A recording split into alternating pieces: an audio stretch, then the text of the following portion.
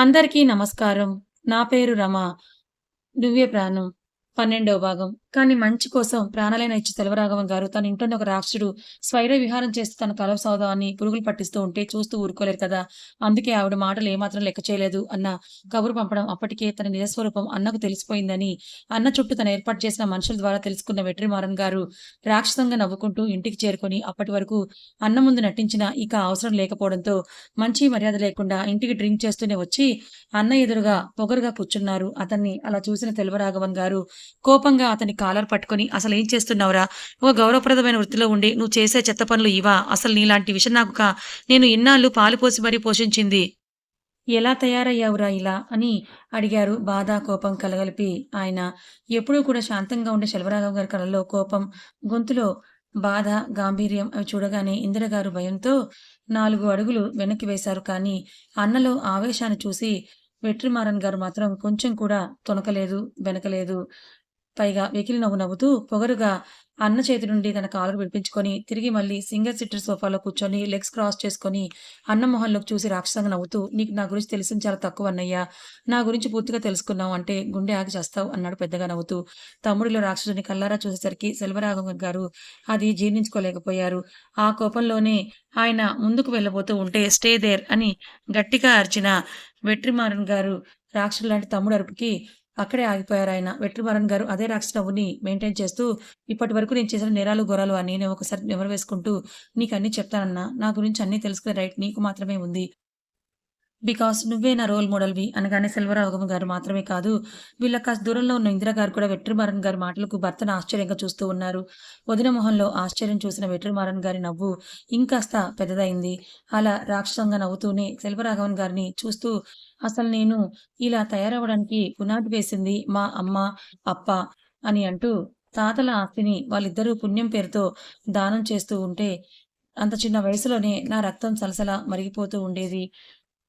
అందుకే తీర్థయాత్రలకు వెళ్ళినప్పుడు ఎత్తైన ప్రదేశంలో నేను డ్రైవింగ్ చేస్తానని మారాలు చేసి డ్రైవింగ్ సీట్‌లోకి ఎక్కేసరికి అప్పటికే కార్‌లో ఉన్న మా అమ్మ భయపడి అప్ప అని పిలవడంతో ఆయన కంగారుగా వచ్చి కార్‌లో కూర్చున్నారు. అప్పటికే నాకు కాస్త డ్రైవింగ్ టచ్ ఉండడం వల్ల కార్‌ని హిల్ ఎడ్జ్‌కి తీసుకొని వెళ్లి నేనే కారు నుండి సేఫ్‌గా దూకేశాను. వాళ్ళు మాత్రం నేను కోరుకున్నట్లుగా పైకి పోయారని చెప్పాడు.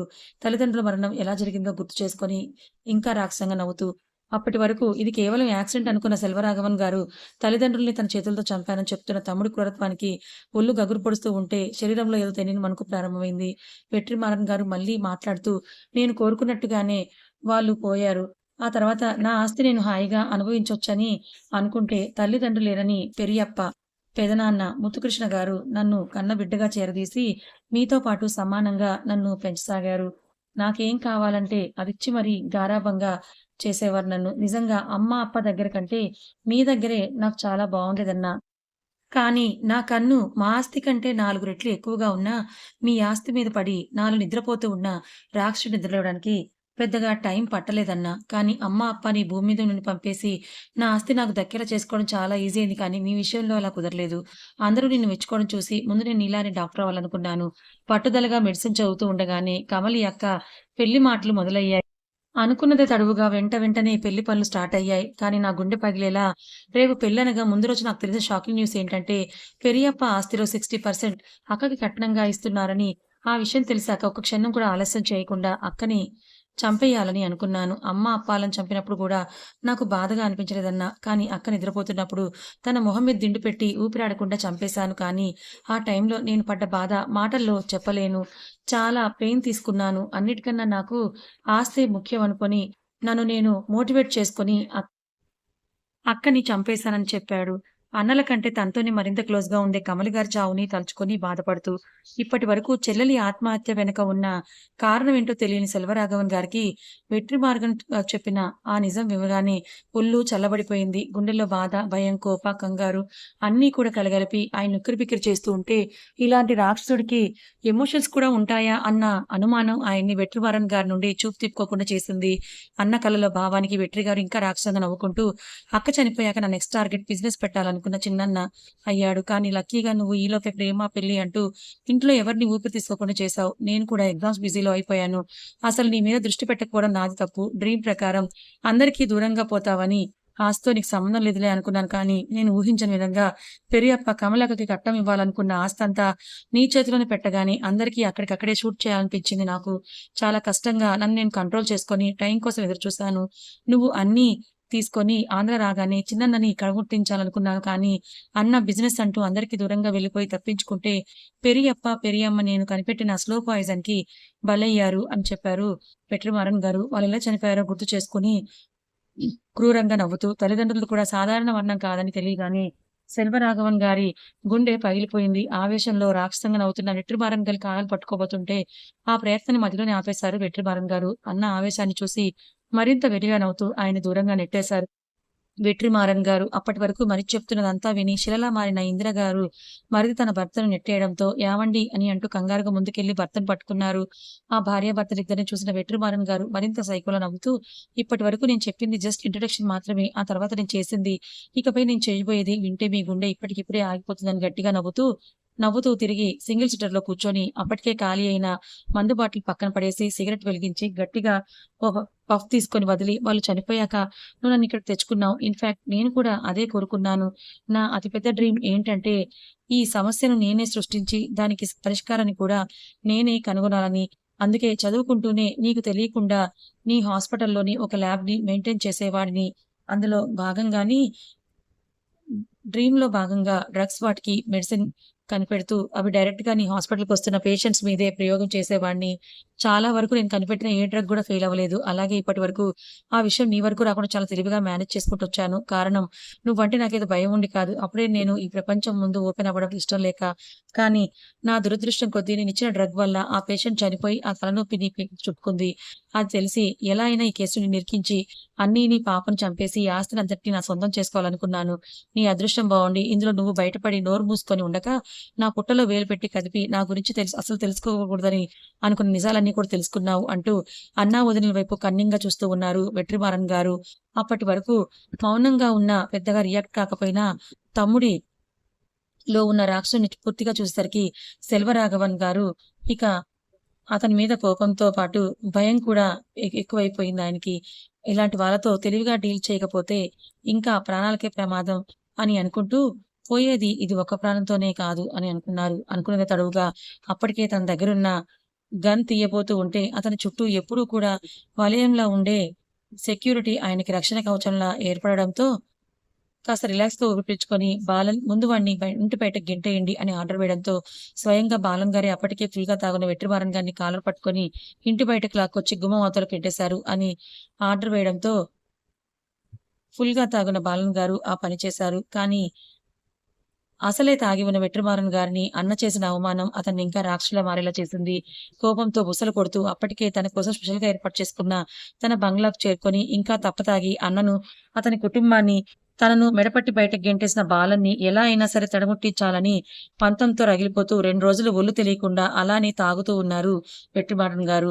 ఇటు వెట్రిమారన్ గారిని బయటకు గెంటేసిన బాలన్ గారు లోపలికి వెళ్ళేసరికి సెల్వరాఘవన్ గారు తన తల్లిదండ్రుల మరణానికి, చెల్లెలి మరణానికి కారణమైన రాక్షసునిలాంటి తమ్ముడికి ఎలా అయినా సరే శిక్ష పడేలా చేయాలని నిర్ణయించుకొని, అప్పటికే తనకి వ్యతిరేకంగా కలెక్ట్ చేసిన సాక్ష్యాధారాలన్నిటిని కూడా సేఫ్‌గా ఒక చోట దాచిపెట్టి, వచ్చి తమ్ముడి గురించి తెలుసుకున్న నిజ స్వరూపం చూసిన భార్యను ఓదారుస్తూ ఉన్నారు. వాళ్ళలా చూసిన బాలన్ గారు కూడా ఆ ఇద్దరికీ ధైర్యం చెప్పి, ముందే పోలీసులకు ఈ విషయం ఇన్ఫార్మ్ చేయడం మంచిది సార్ అని అనడంతో ఆ సలహా అతనికి నచ్చి, తమ్ముడి నుండి ప్రాణాపాయం కూడా ఉంది కాబట్టి అదే మంచిదని భావించి, తనకి అత్యంత సన్నిహితుడైన మనోహర్ గారిని పర్సనల్‌గా కలిసి ఆ విషయం అంతా వివరించారు. విషయం తెలుసుకున్న మనోహర్ గారు, "అంతా నేను చూసుకుంటాను. కానీ సాక్ష్యాధారాలు జాగ్రత్తగా ఉంచమని" చెప్పి సెక్యూరిటీని కూడా మరింత కట్టుదిట్టం చేయమని సలహా ఇచ్చారు. ఆయన సలహా మేరకు బాలన్ గారు కూడా సెక్యూరిటీని డబుల్ చేసి తెలియని మనిషి కనీసం కాంపౌండ్ గేట్ కూడా దాటనివ్వకుండా జాగ్రత్తలు తీసుకున్నారు. ఒకవైపు మనోహర్ గారు లీగల్‌గా వెట్రిమారన్ గారి మీద యాక్షన్ తీసుకోవడం కోసం పావులు కదుపుతూ ఉంటే, మరోవైపు అన్న కుటుంబం మొత్తానికి కూడా చావు ముహూర్తం సిద్ధం చేసి రెడీగా పెట్టారు వెట్రిమారన్ గారు. ఆయన ప్లాన్ ప్రకారమే చెన్నైలో ఏదో వేడుక కోసం సెల్వరాఘవన్ గారి ఫ్యామిలీతో సహా సెక్యూరిటీని తీసుకొని ఆయన ఆధ్వర్యంలో బయలుదేరారు. కానీ దారిలో వెట్రిమారన్ గారు ప్లానింగ్ ప్రకారం బాంబ్ బ్లాస్ట్ అయ్యి సెల్వరాఘవన్ గారు ముందున్న కార్ తప్ప వెనక ఉన్న 2 కార్లు కూడా బ్లాస్ట్ అవ్వడంతో సెల్వరాఘవన్ గారికి అప్పటికే విషయమంతా కూడా అర్థమైంది. ఇక ఆ రాక్షసుల బారి నుంచి తప్పించుకోవడం కష్టమని తెలిసి కనీసం తన బిడ్డనైనా కాపాడుకోవాలన్న ఆశతో తమని ఆ రాక్షసు నుండి కాపాడాలని ప్రయత్నిస్తున్న బాలన్ గారికి అతుల్యను అప్పగించి వెంటనే అక్కడి నుండి వెళ్ళిపోమ్మని అప్పటికే తమను సమీపిస్తున్న తమ్ముడిని చూసి బలవంతంగా అతన్ని అక్కడి నుంచి ముందుకు పంపించారు. కానీ లాభం లేకుండా పోయింది.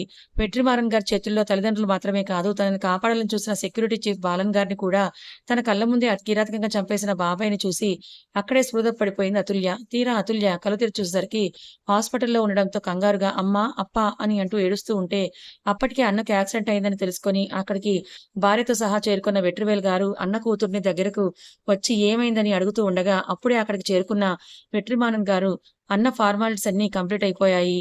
ఏదో మాట్లాడాలంట నిన్నొకసారి రమ్మంటున్నారు అని చెప్పి అనడంతో ఆయన అతుల్యను భార్య వల్లి గారికి అప్పగించి ఆయన బయటకు వెళ్ళిపోయారు. ఇంతలో వల్లి గారికి కూడా ఫోన్ రావడంతో కాస్త పక్కకి వెళ్ళగానే వెట్రిమారన్ గారు అతుల్య దగ్గరికి వచ్చి కోపంగా చూస్తూ భయంతో ఏడుస్తూ ఉన్న అతుల్య గొంతు పట్టుకొని "నువ్వు చూసిన నిజాన్ని బయట పెట్టాలని చూస్తే నీకంటూ మిగిలిన ఆ చిత్తప్ప, చిట్టిని కూడా మీ అమ్మ, అప్పాల దగ్గరికే పంపించేస్తాను" అని గట్టిగా వార్నింగ్ ఇచ్చారు. పాపం అప్పటినుండి భయంతో మాటలు వచ్చిన మూగదైపోయింది అతుల్య. వల్లిగారు తనని ఎంత బాగా చూసుకుంటున్నా తల్లితో ఉన్నట్టుగా ఫ్రీగా ఉంటే ఎక్కడ తన మనసులో దాస్తున్న నిజాలు బయటపడతాయో అన్న భయంతో అసలు నోరు విప్పి ఆమెతో మాట్లాడేదే కాదు. అన్న చనిపోవడంతో అన్న ట్రస్టులు, హాస్పిటల్స్, ఆర్ఫనేజెస్, ఓల్డ్ హోమ్స్ బాధ్యతలు అన్నీ వెట్రివేల్ గారి మీద పడ్డాయి. ఇక దాంతో ఆ ఆస్తి అంతటికి ఏకైక వారసురాలైన అతుల్యకు లీగల్ గార్డియన్‌గా మారి, అతుల్య విషయంలో ఎక్కువగా స్ట్రిక్ట్‌గా ఉండడం మొదలుపెట్టారు. అప్పటినుండి అతుల్య మరింత స్తబ్దుగా మారిపోయింది. నిజానికి వెట్రిమారన్ గారి గురించి అన్ని నిజాలు వెట్రివేల్ గారికి తెలుసు. తనకి తమ్ముడి గురించి నిజాలు తెలియగానే వెట్రివేల్ గారితో షేర్ చేసుకున్నారు సెల్వరాఘవన్ గారు. ఆయన ఏం తెలియనట్టుగానే ఉండడానికి కారణం మిగిలి ఉన్న అతుల్యనైనా సరే తన ప్రాణాన్ని ఎలాగైనా కాపాడాలి అన్న ఉద్దేశంతోనే మౌనంగా ఉండిపోయారు. పైగా వెట్రిమారన్ గారికి వ్యతిరేకంగా తన అన్న సేకరించిన సాక్ష్యాధారాలన్నీ కూడా సెల్వరాఘవన్ గారు ఎక్కడో దాచిపెట్టారు. ఎంత వెతికినా కూడా దొరక్కపోవడంతో ఇక చేసేదేమీ లేక అన్నీ తెలిసిన మౌనంగా ఉండడం తప్ప ఇక ఆయనేం చేయలేకపోయారు. వెట్రిమారన్ గారు అతుల్యను ప్రాణాలతో వదిలడానికి కారణం సెల్వరాఘవన్ గారు ఇలాంటిదేదో జరుగుతుందని ముందే ఊహించి తెలివిగా ఆస్తి అంతా అతుల్య పేరు మీద రాసి తను మేజర్ అయినా సరే తన మనసుకు నచ్చిన వాడిని పెళ్లాడే వరకు లేదా ఆమె అంతటా ఆమె ఆస్తిని దానికి సంబంధించిన బాధ్యతలను తనే హ్యాండిల్ చేసే వరకు తన గార్డియన్‌గా వెట్రివేల్ గారిని నియమించి ఆమె ప్రాణాలకు ఎలాంటి హాని కలిగినా దానికి కారణం తన తమ్ముడైన వెట్రిమారన్ గారే అని డైరెక్ట్‌గా మెన్షన్ చేశారు తెలివిగా.